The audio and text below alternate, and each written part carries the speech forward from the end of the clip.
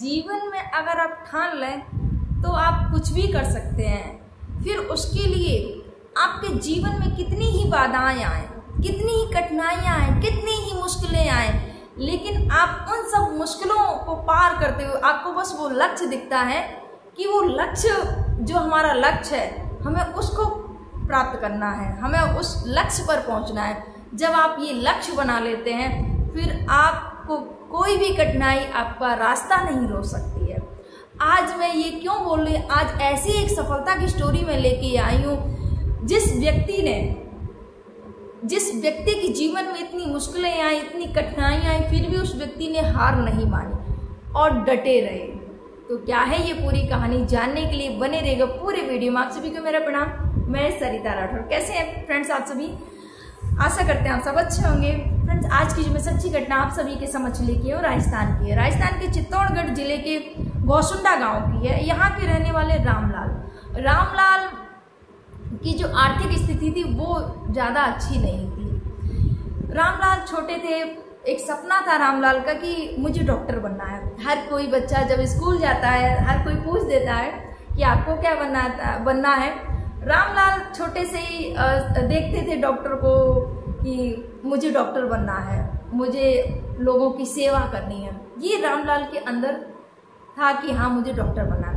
उसके बाद में क्या होता है कि रामलाल 6वीं कक्षा में पढ़ते हैं और 6वीं क्लास में पढ़ते हैं तो उसी दौरान जो रामलाल के जो परिवारजन होते हैं, उनके घर वाले होते हैं, वो शादी तय कर देते हैं। और शादी तय होने के बाद में कुछ समय बाद उनकी शादी भी हो जाती है। अब जब रामलाल की शादी हो जाती है उसके बाद में रामलाल का जो सपना था वो नहीं रुका। उसके बाद में शादी होने के बाद में उनकी जो पढ़ाई थी वो जारी रहती है। उसके बाद में उन्होंने सरकारी स्कूल से हाई स्कूल किया। फिर उसके बाद में उन्होंने सब्जेक्ट समझ में नहीं आ रहे थे आखिर मुझे क्या सब्जेक्ट लेने हैं, क्या सब्जेक्ट नहीं लेने हैं। फिर किसी ने सलाह दी कि अगर आप डॉक्टर बनने की सोच रहे हैं तो आप बायोलॉजी लीजिए। उसके बाद में उन्होंने बायोलॉजी ली और बायोलॉजी लेने के बाद में इंटर तक उन्होंने अपनी पढ़ाई बहुत अच्छे से की। सरकारी स्कूल में, भले सरकारी स्कूल में पढ़े लेकिन मन लगाकर उन्होंने पढ़ाई की। उसके बाद में जब 20 वर्ष के हो जाते हैं रामलाल तो उनके घर में एक नन्ही मुन्नी बेटी का जन्म होता है। जब बेटी का जन्म हुआ तो रामलाल के कंधों पर बेटी की जिम्मेदारी, परिवार की जिम्मेदारी भी आ गई थी। लेकिन सपना जो था वो कहीं भी सपना वो नहीं हो रहा था, कम नहीं हो रहा था कि यार जिम्मेदारियां आ गई हैं तो मैं अपने सपने को कैसे पूरा कर पाऊंगा। उसके लिए उन्होंने कभी भी नहीं सोचा कि मुझे, बस उन्होंने सोचा कि अब जिम्मेदारियां हैं, बखूबी पता है उनको जिम्मेदारियां बढ़ गई हैं, एक पिता बन चुके हैं, घर परिवार की भी जिम्मेदारियां हैं, पत्नी भी है। फिर उन्होंने सोचा कि अभी 12th, घर वालों ने बोला कि ऐसा करो कि आप छोटी मोटी कोई नौकरी कर लो।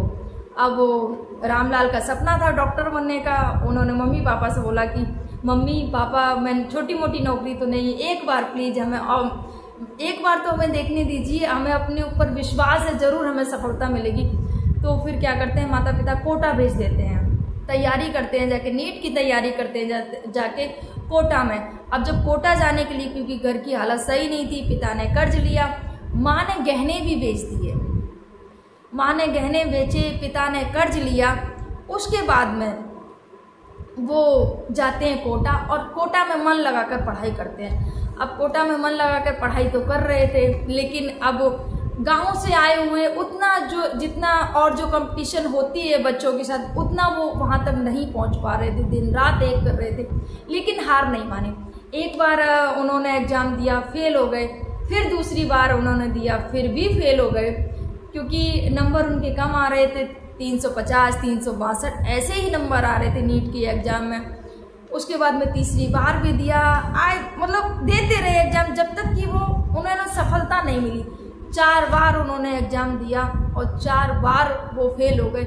घर वाले भी टूट जाते, उनका भी हौसला हार जाता है कि बोलते कि अरे बेटा बहुत हो गया, बस अब बहुत हो गया, आपने बहुत तैयारी की, आप शायद आपकी किस्मत में नहीं है, अब आप घर आ जाओ और कुछ भी छोटी मोटी नौकरी यहाँ पर कर लो आके, अब और नहीं। 4 साल हो गए हैं। तो जो रामलाल थे बोलते हैं कि नहीं, पापा और माँ से बोलते हैं कि बस एक बार और, ज़्यादा नहीं, मैं और नहीं, 5-6 साल नहीं, बस एक बार और, 4 बार दे चुका हूँ, एक बार और लास्ट बार मैं अपनी किस्मत को आजमाना चाहता हूँ। मुझे अपनी मेहनत पर पूरा विश्वास है कि मुझे सफलता मिलेगी। ये सब चीज़ें उन्होंने अपने माता पिता से की, अपनी पत्नी से भी बात की कि 1 साल और कैसे भी करके माता पिता को मनाओ ना, मम्मी पापा से बात करो ना।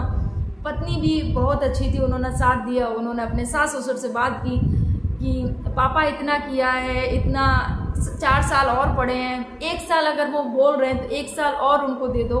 1 साल में कुछ नहीं जा रहा है, शायद एग्ज़ाम क्लियर कर ले इस साल। घर वाले मान जाते हैं और उसके बाद में जो रामलाल थे वो 1 साल और देते हैं अपने आप को। जैसे ही 5वां साल जब आया और उन्होंने नीट का एग्ज़ाम दिया, उसके बाद में वो पास हो जाते हैं और वो 720 में से 632 उनके अंक आते हैं और वो नीट की परीक्षा सफल कर लेते हैं। जब ये सुनी 2022 में उन्होंने सफलता प्राप्त की, जब ये सफलता प्राप्त की 5वें वर्ष में, तो जो माता पिता होते हैं खुशी से गदगद हो जाते हैं। पूरा परिवार, पत्नी भी बहुत खुश, रामलाल भी बहुत खुश, पूरा जो गांव, कुछ लोग बोल रहे थे कि अरे 4 साल हो गए कुछ नहीं कर पाया, अब 1 साल में क्या कर लेगा। बहुत सारे लोग देखिए निगेटिव भी होते हैं, पॉजिटिव भी होते हैं। आप कुछ भी काम करिए तो कुछ तो पहले से ही बोलते अरे ये नहीं कर पाएगा। कुछ लोग होंगे जो आपका हौसला बढ़ाएंगे, नहीं आप कर सकते हो, आप कर लेंगे। ये कुछ ही लोग आपको मिलेंगे जो आपका हौसला बढ़ाएंगे, नहीं तो बहुत सारे लोग आपको ऐसे ही मिलेंगे कि आपको नीचे गिराने की सोचेंगे, आपका मनोबल गिराने की सोचेंगे। कहीं ना कहीं रामलाल भी अपने आप को बीच में टूटने लग गए थे कि शायद अब मैं नहीं कर पाऊंगा। लेकिन उनकी पत्नी ने, उनके जो दोस्त थे, पत्नी थी, उन्होंने शादी बोले नहीं आप कर सकते हो, आप करिए। उसके बाद में खुद उन्होंने अपने आप को संभाला और 5वां एग्ज़ाम दिया। 2022 में उन्होंने नीट का एग्ज़ाम क्लियर कर लिया और अच्छे नंबर भी आए उनके। उसके बाद में आखिरकार उन्होंने MBBS में दाखिला उनको मिल जाता है और वो एक डॉक्टर बनेंगे, MBBS डॉक्टर बनेंगे रामलाल जी। तो ये रामलाल की स्टोरी थी, जिन्होंने ठान लिया वो करके दिखाया। ऐसे ही अगर हम कोई सपना देखते हैं, सपने फ्रेंड्स तभी साकार होते हैं जब हम उनको सच करने की ओर बढ़ेंगे। सोते हुए सपने देखने से कोई मतलब नहीं है कि हम सोते हुए सपने देख रहे हैं, हम ये बन गए, हम वो बन गए, कोई मतलब नहीं है। अगर आप कोई सपना देख रहे हैं, आप कुछ बनना चाहते हो, तो उस रास्ते पर आपको चलना होगा और उस रास्ते पर चलते हुए आपके जीवन में बहुत सारी कठिनाइयाँ आएंगी। उन कठिनाइयों को झेलते हुए आपको निकलना होगा, तभी आप आगे सक्सेस हो पाएंगे।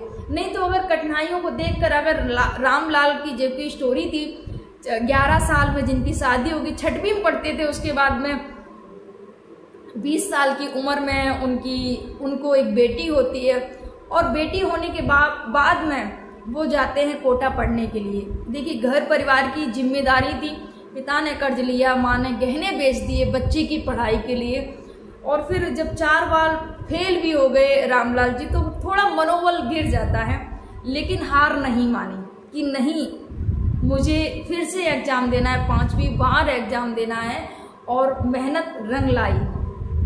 तो एक छोटे से गांव के रामलाल ने जो कर दिखाया, सच में काबिले तारीफ है। उनके हिम्मत की, उनके हौसलों की दाद देनी पड़ेगी। ऐसे ही कोई भी व्यक्ति अगर सोचे कि हाँ मुझे ये काम करना है, तो आप कर सकते हैं, लेकिन उसके लिए आपको मेहनत करनी पड़ेगी। ऐसे ही सोच के कुछ नहीं होने वाला है। देखिए लोग आपको बस सलाह दे सकते हैं, जैसे कि रामलाल को बताया कि अगर आप डॉक्टर बनना चाहते हैं तो आप बायोलॉजी लीजिए। किसी ने रास्ता दिखा दिया, आप बायोलॉजी लीजिए। उसके बाद में किसी ने बताया कि आप कोटा जाइए, आप नीट की तैयारी कीजिए जाके।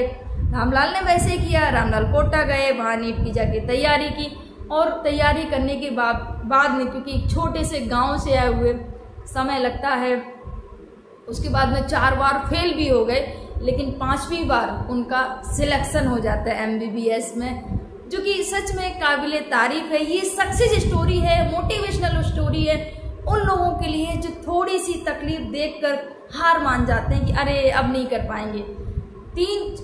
4 बार फेल होना, उसके बावजूद भी हार ना मानना, ये बहुत बड़ी बात है, क्योंकि उनका जो निश्चय था, जो दृढ़ संकल्प था कि हाँ नहीं मैं कर लूँगा, आत्मविश्वास से भरे हुए थे।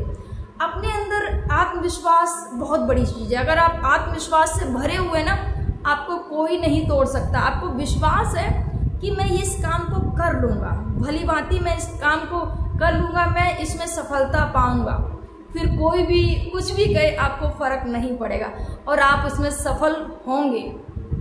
कैसी लगी आपको रामलाल की ये सक्सेस स्टोरी? अगर थोड़ी भी अच्छी लगी तो प्लीज़ वीडियो को लाइक, चैनल को सब्सक्राइब जरूर कर देना। आप सभी को मेरा प्रणाम। जय हिंद, जय भारत, जय सिया राम।